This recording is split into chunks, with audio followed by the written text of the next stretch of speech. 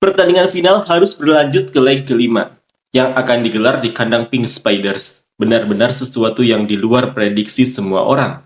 Bahkan pada dua pertandingan terakhir, Cheong Kwan-jang benar-benar menunjukkan tekad tidak kenal menyerah. Maka dari itu di Incheon nanti tidak mustahil kekhawatiran Pink Spiders akan ditikung lagi pun semakin besar. Sebab 2 tahun lalu mereka juga pernah alami nasib buruk di babak final yang berlangsung 5 pertemuan. Seperti inilah komentar fans Korea. Pertandingan yang luar biasa dan seru. Cheong Kwan-jang dimenangkan sepenuhnya oleh dua pemain asingnya. Sampai-sampai terasa apakah ini benar-benar pertandingan voli wanita Korea. Di pertarungan middle, Cheong Kwan-jang menang dan harus diakui bahwa Mega yang masih muda berhasil mengalahkan Kim Yeon-kong. Para pemain Cheong Kwan-jang yang banyak makan ginseng sepertinya unggul dalam hal stamina. Mega luar biasa, Kim Yeon-kong lebih luar biasa. Masalahnya adalah tragedi bahwa tidak ada pemain lokal yang memiliki kemampuan setara dengan mereka. Kim Suji 2 poin, benar-benar bahkan setter Yong Hae-seon saja 7 poin. Lebih baik Choi Eun-ji dipakai sebagai middle blocker saja. Cheong Kwan-jang adalah pertandingan yang tidak mungkin mereka kalah. Mega sama dengan Kim Yeon-kong, Buki sama dengan Tutku, Jong Ho-young sama dengan Pitch, Pyo Seung-ju lebih baik dari Jeon Young-ju, karena Jeon Young-ju sangat buruk dalam receive. Yong Hae-seon sama dengan Lee Go-eun, Nohran kurang bagus dari Shin Yeon-kyeon. Tidak tahu kenapa Nohran jadi libero. Sampai di sini keduanya bisa dibilang seimbang, tapi Park Eun-jin lebih baik dari Kim Soo-ji. Aku benar-benar tidak mengerti kenapa Kim Soo-ji yang sama sekali tidak berguna masih dimainkan. Kehadirannya di lapangan pun tidak membuat tim lawan merasa tertekan, bahkan selama pertandingan dia nyaris tidak menyentuh bola kecuali saat servis. Kenapa harus memakai pemain seperti ini?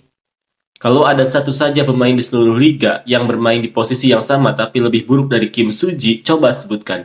Pertandingan pertama dan kedua mungkin karena gugup, tapi pertandingan terakhir akan berbeda. Sayangnya Kim Yeon-kong tidak akan bisa juara dan akan pensiun tanpa gelar. Nolan memang bukan libero yang hebat, tapi ada satu hal yang menonjol darinya. Bola yang seharusnya mudah didik, dia terima dengan aksi berlebihan seolah-olah itu sulit. Tak diragukan lagi, Cheong Kwan-jang akan juara, baik dari segi kemampuan maupun semangat. Mereka unggul dari Hankook. Hankook harus mulai dari mengganti pelatih dan merekrut pemain asing yang benar-benar punya kemampuan, seperti Silva dari GS Caltex, jika ingin berharap untuk musim depan. Cheong Kwan-jang bermain bagus, kalau kalah di pertandingan kelima, istirahatlah dan bersenang-senang dulu di Incheon selama 4 malam 5 hari, kalian pasti sudah lelah. Mental di regular season, Cheong Kwan-jang sudah sangat kuat, jadi tidak akan mudah runtuh. Karena sebelum postseason, mereka sudah melewati banyak ujian. Fisik mereka juga benar-benar bagus. Meskipun cedera, mereka tetap bertahan dan terus bertarung sampai akhir. Inilah yang disebut mental juara. Hankook kalah di set ketiga karena Yeonju menghancurkannya dan di set kelima karena Shin Yeon-kyeon. Yeonju ya sudahlah, tapi Shin Yeon-kyeon meskipun sedikit lebih baik dari Do So-bin, tetap yang paling buruk dalam penerimaan di antara para libero. Rasanya menyedihkan, dan tolong jangan mainkan Kim Da-eun di pertandingan kelima. Semoga di pertandingan kelima nanti mereka bisa mengurangi kesalahan dan meraih kemenangan total. Kemenangan Cheong Kwan-jang bukan hanya karena peran besar Mega, tapi juga karena Buki yang biasanya sering membuat kesalahan kali ini bermain dengan minim kesalahan. Itulah kunci kemenangan. Jika di pertandingan kelima nanti Buki bisa bermain sebaik sekarang, maka Hankook bisa berada dalam situasi yang sangat sulit. Apakah pelatih Abonanza akan gagal meraih juara lagi kali ini? Jawabannya tampaknya ada di tangan Buki.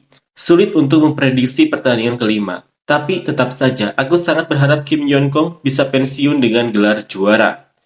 Cheong Kwan-jang, tolong latih penerimaan kalian. Ini bukan sepak bola, tapi jarak yang ditempuh setter Yong Hae-seon dalam satu pertandingan benar-benar luar biasa.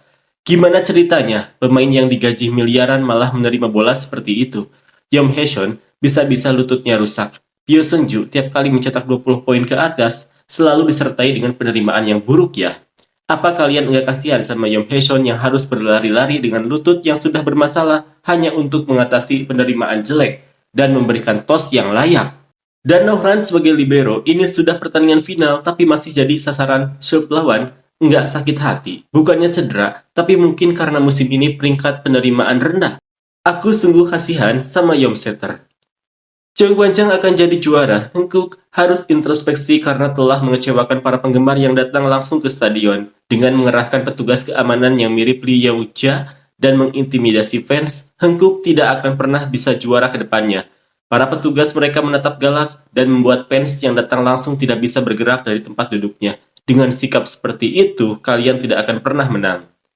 Sepertinya Kim Yeon-kong tidak akan bisa juara lagi. Kenapa dia bermain seburuk ini ya? Nggak masuk akal kan? Kok bisa Hankook yang sudah istirahat selama sebulan malah kelihatan lebih kelelahan? Apa Cheung Guanchang kebanyakan makan ginseng merah ya? Masalahnya Hankook itu Kim Suji, pemain yang nggak punya poin, nggak ada blocking. Sebenarnya dia itu ngapain di lapangan? Ini hasil yang sudah sesuai dengan naskah. Memang seharusnya begitu. Perjalanan Hankook sampai di sini saja. Dalam hal pertahanan, semangat juang dan mental, mereka masih satu tingkat di bawah. Nggak perlu disesali. Kemenangan dan kekalahan ditentukan oleh penerimaan kelas wahid dari Jong Yun-chu. Cheung Guanchang angkatlah trofi juara. Abonanza, kalau penerimaan Jong Yun-chu mulai hancur, seharusnya cepat diganti. Walaupun Do So-bin atau Park Seo-yeon tidak terlalu bagus dalam defense, setidaknya mereka lebih baik dari Jong Yun-chu dalam penerimaan. Tapi karena dibiarkan terus seperti itu, ya wajar saja tidak berhasil. Di set kelima pun setelah unggul di awal, mereka malah kebobolan 5 serve beruntun. Alurnya langsung berubah dan akhirnya kalah. Tutku juga bermain terlalu pasif di set kelima, itulah salah satu penyebab kekalahan. Di Jeong Yun-ju, mulai terlihat bayangan Reina dan Tutku. Terlalu banyak error. Bahkan pemain yang masuk hanya untuk servis pun ikut-ikutan bikin kesalahan. Dalam pertandingan sistem gugur, tim dengan penerimaan yang buruk tetap saja selalu berada di posisi yang merugikan. Aku adalah penggemar Gion, dan menurutku pelatih Ko Hae-jin adalah pelatih hebat, bahkan lebih baik dibandingkan pelatih Kim Ho-chul. Sebenarnya, aku tidak terlalu tertarik dengan tim Cheung Guanchang sebelumnya, tapi lewat pertandingan final kali ini, aku menyadari bahwa mereka adalah tim yang sangat mengesankan dan penuh pesona.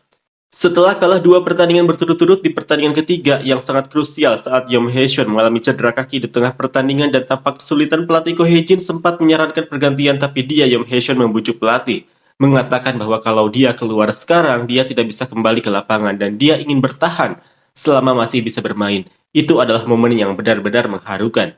Lalu di set kelima pertandingan keempat, saat skor tertinggal 7-10, pertandingan yang nyaris selesai, mereka membalikkan keadaan dengan mencetak 5 poin beruntun. Itu adalah salah satu momen paling legendaris yang akan terus dikenang. Bahkan jika Cheung Guanchang kalah di pertandingan kelima, mereka sudah jadi pemenang. Dan semua penonton yang menyaksikan seluruh seri final ini pun adalah pemenang sejati.